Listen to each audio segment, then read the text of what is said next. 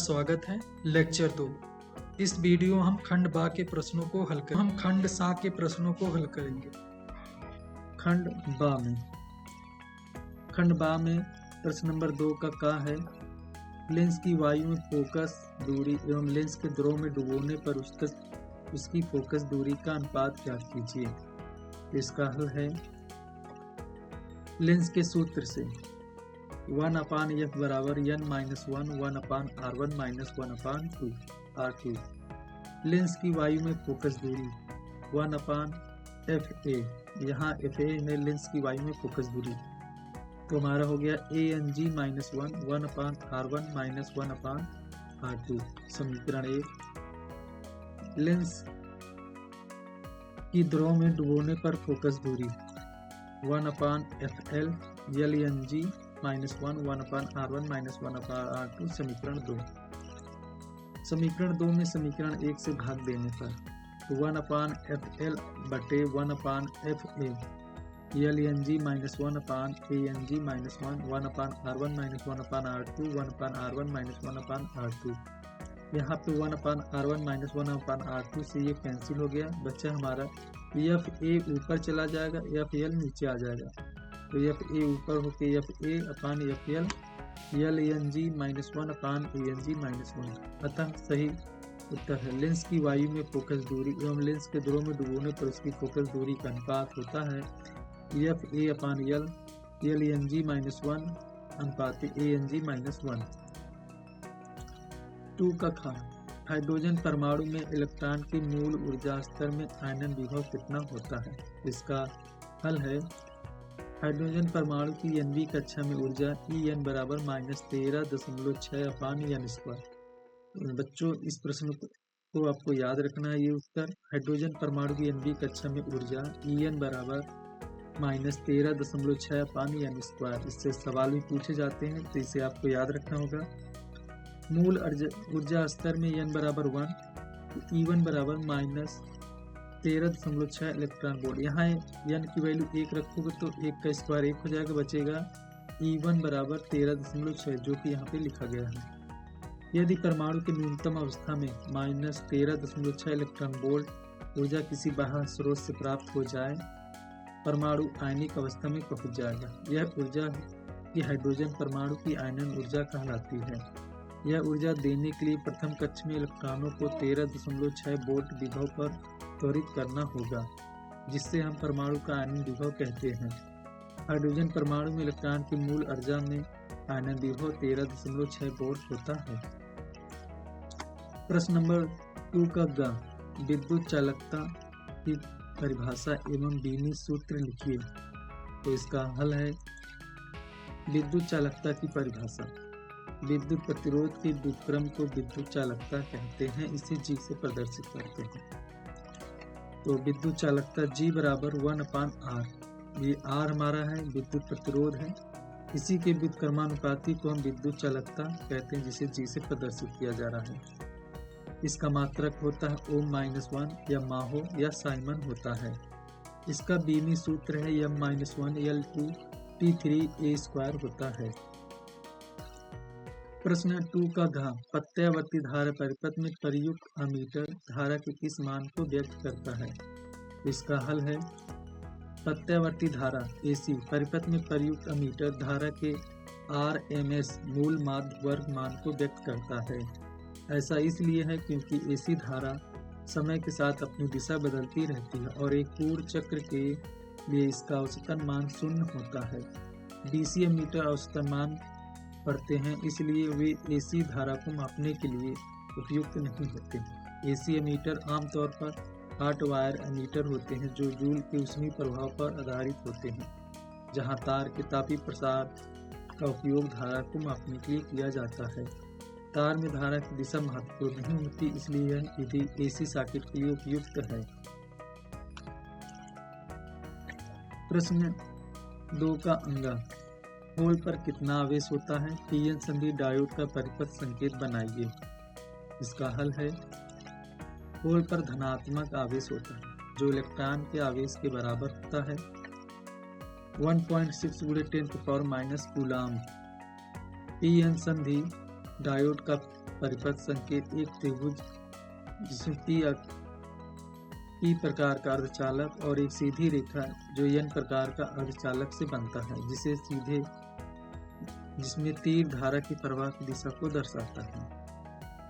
ये हमारा PN संधि है। ये हमारा जो त्रिभुज बना ये P टाइप है और ये जो हमारा बना हुआ है ये N टाइप है। PN संधि डायोड का परिपथ संकेत है। अब चलते हैं अगले प्रश्न की ओर। 2 का 4 रेडियो तरंगों एवं सूक्ष्म तरंगों में किसकी आवृत्ति अधिक होती है? तो इसका हल है सूक्ष्म तरंगों की आवृत्ति रेडियो तरंगों की तुलना में अधिक होती है। विद्युत चुंबकीय स्पेक्ट्रम में सूक्ष्म तरंगें रेडियो तरंगों और अवरक्त विकिरण के बीच स्थित होती हैं। रेडियो तरंगों की तरंग दैर्घ्य सबसे लंबी होती है और चूंकि आवृत्ति तरंग दैर्घ्य के व्युत्क्रमानुपाती होता है इसलिए उनकी आवृत्ति सबसे कम होती है। मान क्षति एवं बंधन ऊर्जा को परिभाषित कीजिए। हल है नाभिक की द्रव्यमान क्षति नाभिक में उपस्थित न्यूट्रॉन प्रोटॉन के द्रव्यमानों के योग एवं नाभिक के वास्तविक द्रव्यमान के अंतर को द्रव्यमान क्षति कहते हैं। यदि किसी परमाणु का परमाणु क्रमांक Z तथा द्रव्यमान संख्या A है तो नाभिक की बनने में द्रव्यमान क्षति डेल्टा M बराबर ब्रैकेट में ZMP plus A minus ZMN minus M। इसे समीकरण 1 से प्रदर्शित करेंगे, जहां Z proton A minus Z neutron की संख्या है, जबकि MP, Mn और M प्रोटॉन, न्यूट्रॉन एवं नाभिक की वास्तविक द्रव्यमान है। नाभिक की बंधन ऊर्जा किसी नाभिक की बंधन ऊर्जा वह न्यूनतम ऊर्जा जो नाभिक के न्यूक्लियन को अनंत दूरी तक अलग अलग करने के लिए आवश्यक है। द्रव्यमान ऊर्जा संबंध डेल्टा E बराबर डेल्टा M C स्क्वायर। समीकरण 2 मान लेंगे। यहाँ से डेल्टा M की वैल्यू समीकरण 1 से उठाकर यहाँ पर रखेंगे तो नाभिक की बंधन ऊर्जा हो जाएगा डेल्टा E। समीकरण 1 से डेल्टा M का मान समीकरण 2 में रखने पर तो नाभिक ऊर्जा हो जाएगा EB बराबर ZMP plus A minus ZMN minus M C square. ये जो डेल्टा M की वैल्यू है यहाँ पर रख देंगे। ये बन गया हमारा समीकरण 3। समीकरण 3 नाभिक की बंधन ऊर्जा का समीकरण है। तो बच्चों आपको नाभिक की द्रव्यमान क्षति एवं बंधन ऊर्जा की परिभाषा को तैयार कर लेना है।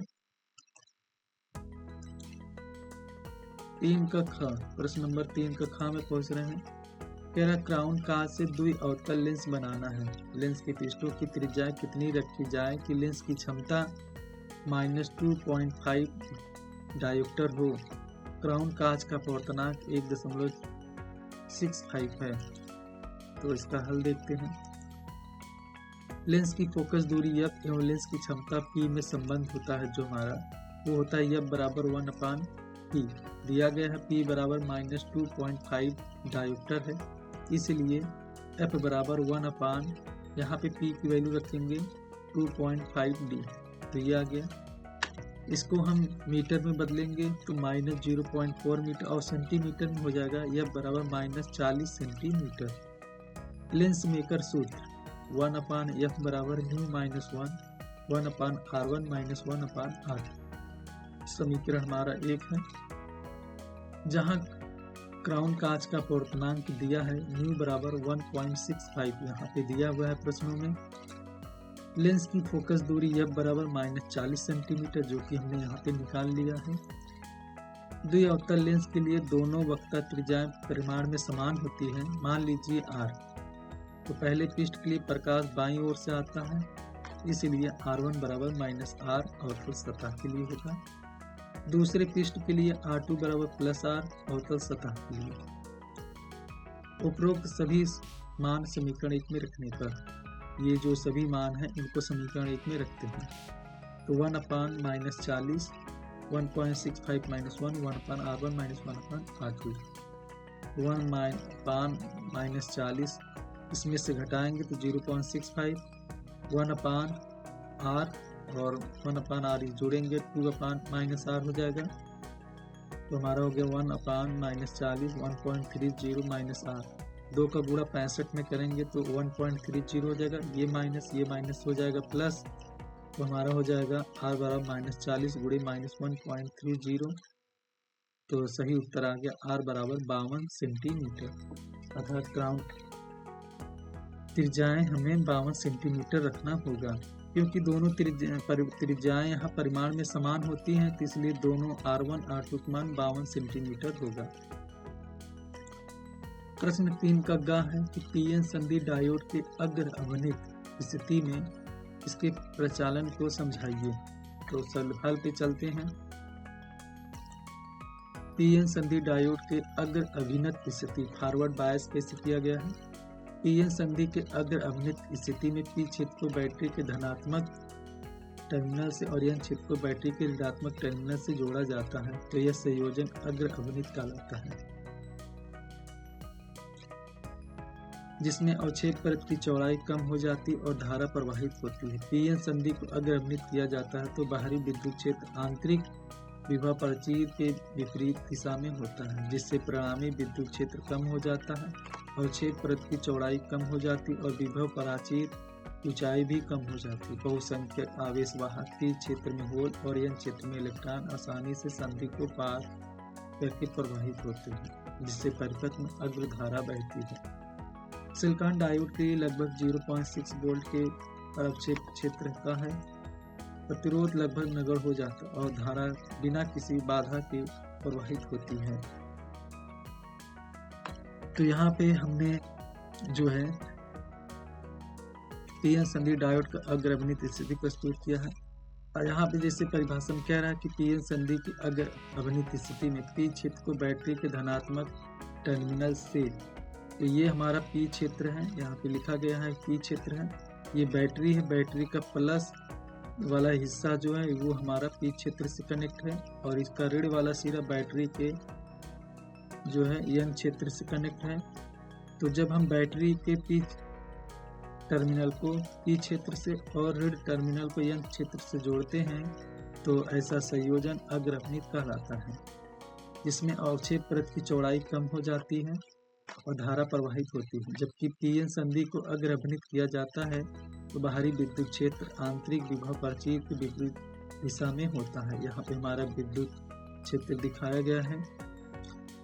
फिर क्या है, जिसमें परिणामी विद्युत क्षेत्र कम हो जाता, अवक्षेप परत की चौड़ाई कम हो जाती और विभव प्राचीर की ऊंचाई कम हो जाती है। बहुसंख्यक आवेश वाहक पी क्षेत्र में होल, पी क्षेत्र में ये हमारे होल हैं, इसे कोटर कहते हैं, और एन क्षेत्र में ये हमारे इलेक्ट्रॉन हैं, और जिसमें परिपथ में अग्र धारा बहती है, ये हमारा धारा प्रवाहित हो रहा है। इसी को हम पीएन संधि के अग्र अभिनत अर्थात फॉरवर्ड बायसिंग कहते हैं। प्रश्न है 3 का घ, अमीटर में शंट प्रतिरोध के मान को बढ़ा देने पर उसके परास तथा सुग्राह्यता पर क्या प्रभाव पड़ता है।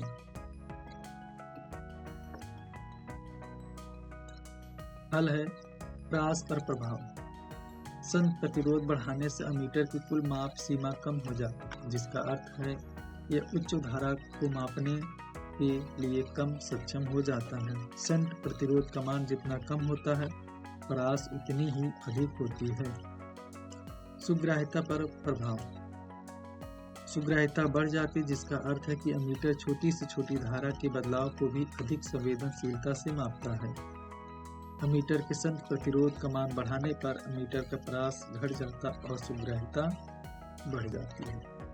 तो वीडियो आपको पसंद आया है तो अपने दोस्तों को लाइक शेयर सब्सक्राइब करना ना भूलें। हमारे ज्ञानांजलि टीम को सपोर्ट करने के लिए धन्यवाद। हम अगले वीडियो में फिर मिलते हैं, तब तक के लिए जय हिंद।